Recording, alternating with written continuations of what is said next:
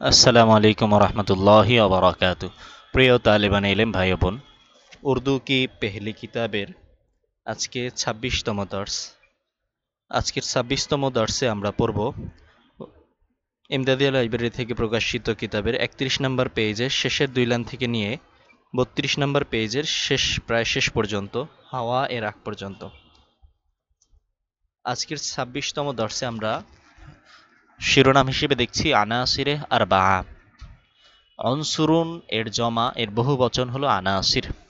অনসুরুন আরবি শব্দ, এর অর্থ হলো উপাদান, মূল, মূল উপাদান।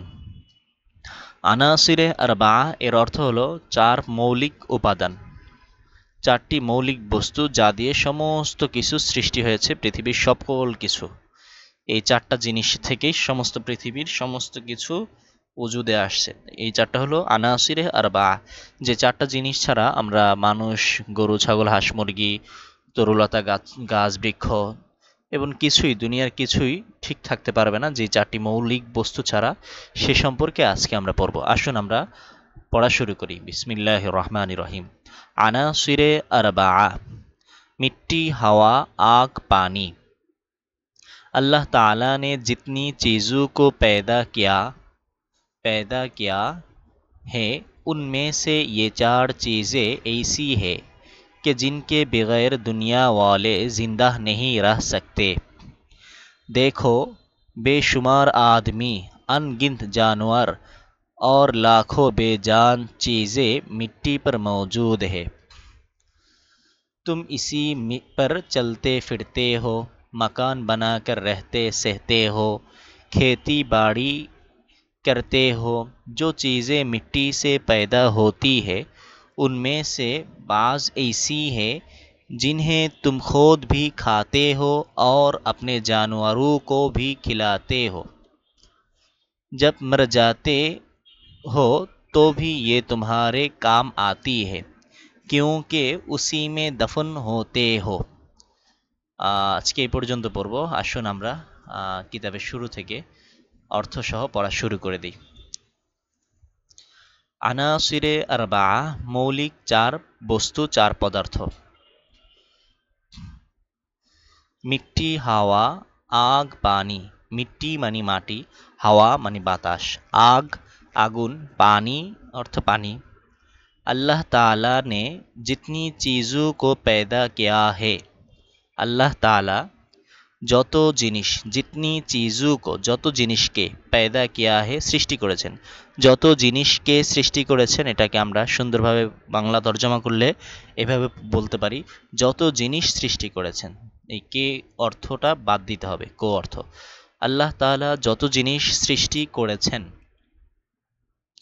उनमें से ये चार चीज़ें ऐसी है कि जिनके बगैर दुनिया वाले जिंदा नहीं रह सकते। उनमें से তন্মধ্যে অথবা তার মধ্য হতে, উনমে সে তার মধ্য হতে, ইয়ে চার চিজে এই চারটি জিনিস, ऐसी है এরকম, উনমে সে ইয়ে চার চার চিজে ऐसी है তন্মধ্য থেকে বা তার মধ্য থেকে এই চারটি জিনিস এমন যে, জিনকে বিগায়ের দুনিয়া ওয়ালে জিন্দা নেহি রহ সকতে। জিনকে বিগায়ের যা ব্যতীত, जिनके बगैर যা ব্যতীত, দুনিয়া ওয়ালে দুনিয়াবাসী, জিন্দা নেহি রাহ সকতে, জিন্দা মানে জীবিত, নেহি রাহ সকতে থাকতে পারে না। জিনকে বিগায়ের দুনিয়া ওয়ালে জিন্দা নেহি রাহ সকতে, যা ব্যতীত দুনিয়াবাসী জীবিত থাকতে পারে না। देखो, बेशुमार आदमी, अनगिनत जानवर और लाखों बेजान चीज़ें मिट्टी पर मौजूद है। দেখো বা লক্ষ্য করো, বেশুমার আদমি অসংখ্য মানুষ, অগণিত মানুষ, অসংখ্য মানুষ। বেশুমার আদমি, সুমার মানে গণনা করা, বে মানে যেটা গণনা করা হয় নাই, গণনা করা যায় না, গণনাহীন বা গণনা অসীম, আদমি মানুষ। বেশুমার আদমি অগণিত মানুষ বা অসংখ্য মানুষ, আমরা অসংখ্য মানুষ অর্থ করব। বেশুমার আদমি অসংখ্য মানুষ। আনগিন্দ জানোয়ার অগণিত প্রাণী, আনগিন্ত মানে অগণিত, জানোয়ার মানে প্রাণী, মানে জানওয়ার, জান মানে জীবন, ওয়ার মানে আছে যাদের বা বিশিষ্ট, জীবন বিশিষ্ট, মানে জীবন বিশিষ্ট মানে যাদের জীবন আছে তারা সবাই হলে জানোয়ার। তো মানুষেরও জীবন আছে, এই হিসেবে দৃষ্টিকোণ থেকে মানুষও ধরতে গেলে এক প্রকার জানোয়ার, মানে জীবন বিশিষ্ট। কিন্তু জানোয়ার শব্দটা পশু পাখি হাঁস মুরগি এগুলোর জন্য খাস। আর মানুষের জন্য, যদিও মানুষের জান আছে কিন্তু মানুষকে জানোয়ার বলা হয় না, মানুষকে মানুষই বলা হয় মানুষের সম্মান ইজ্জতের কারণে। কিন্তু শাব্দিক অর্থে কিন্তু মানুষও জানোয়ার। তো অনেকে গালি দেয় জানোয়ার, অনেকে যে গালি দেয় বান্দির বাচ্চা, মানে বান্দি হলো আল্লাহর বান্দি, আহ, আর হলো বাচ্চা মানে তো বাচ্চাই, কিন্তু এটা জঘন্য শোনা যায়, কঠিন শোনা যায়, কিন্তু অর্থ কিন্তু ভালো।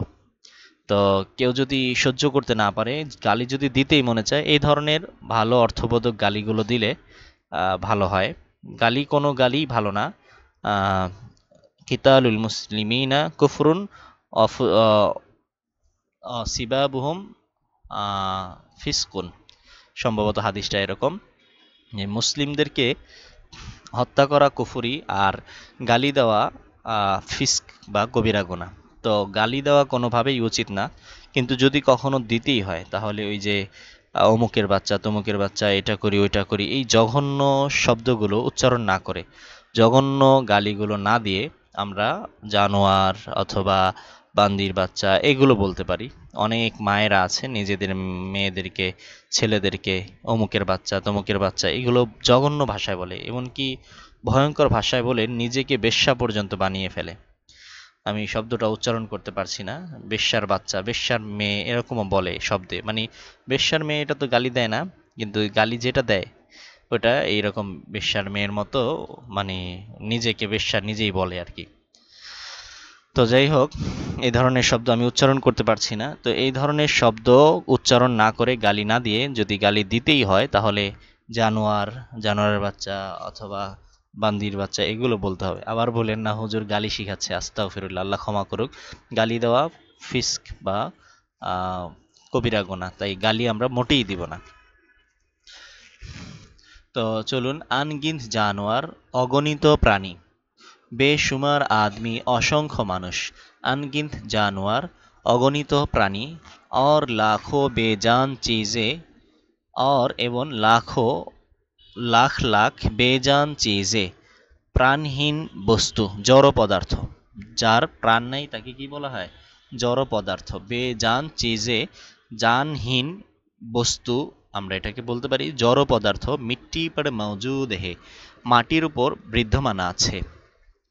তাহলে দেখো, লক্ষ্য করো বা দেখো, বেশুমার আদমি অসংখ্য মানুষ, अनगिनत জানোয়ার অগণিত প্রাণী, और লাখো বেজান চিজে এবং লাখ লাখ জড় পদার্থ, মিট্টি পর মৌজুদ হে মাটির উপর বিদ্যমান আছে।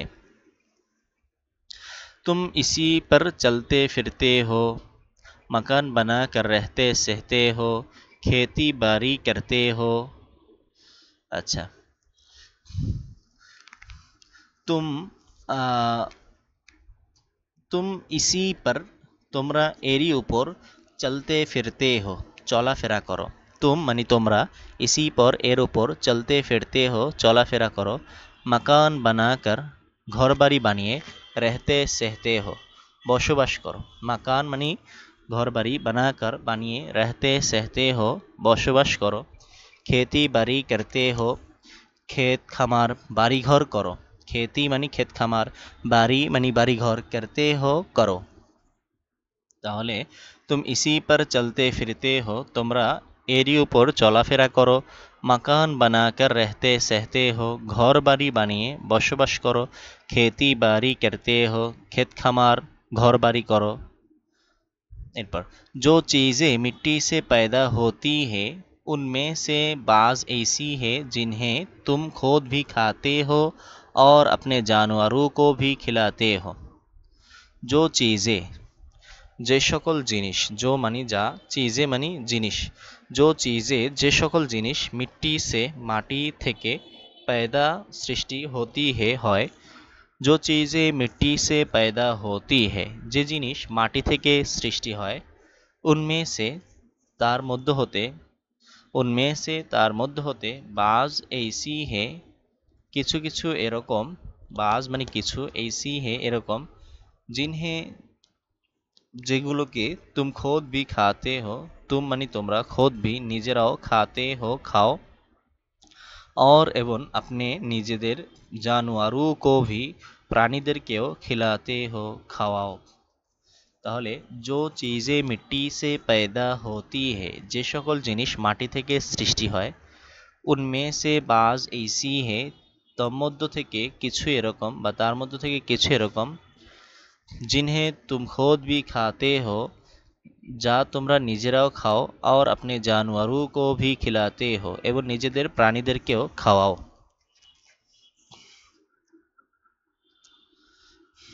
जब मर जाते हो तो भी ये तुम्हारे काम आती है क्योंकि उसी में दफन होते हो जब যখন मर जाते हो মরে যাও তো ভি তখনও ये এটা तुम्हारे তোমাদের কাম আতি হে কাজে আসে क्योंकि কেননা उसी में তার মধ্যেই दफन होते हैं দাফন হও जब मर जाते हो যখন মরে যাও तो भी ये तुम्हारे তখনও এটা তোমাদের কাম আতি হে কাজে আসে क्योंकि उसी में কেননা তারই মধ্যে দফন হতে হো দাফন হও বা সমাধিস্থ হও প্রিয় তালিবানে ইলম আমরা আজকের মতো দর্স এখানে এই পর্যন্ত পড়ব আসুন আমরা শেষ করার আগে আরেকবার পুরো সবকটা একবার পড়ি আনাসিরে আরবা মূল চার বস্তু চার মৌলিক পদার্থ मिट्टी हवा आग पानी माटी बातास आगुन पानी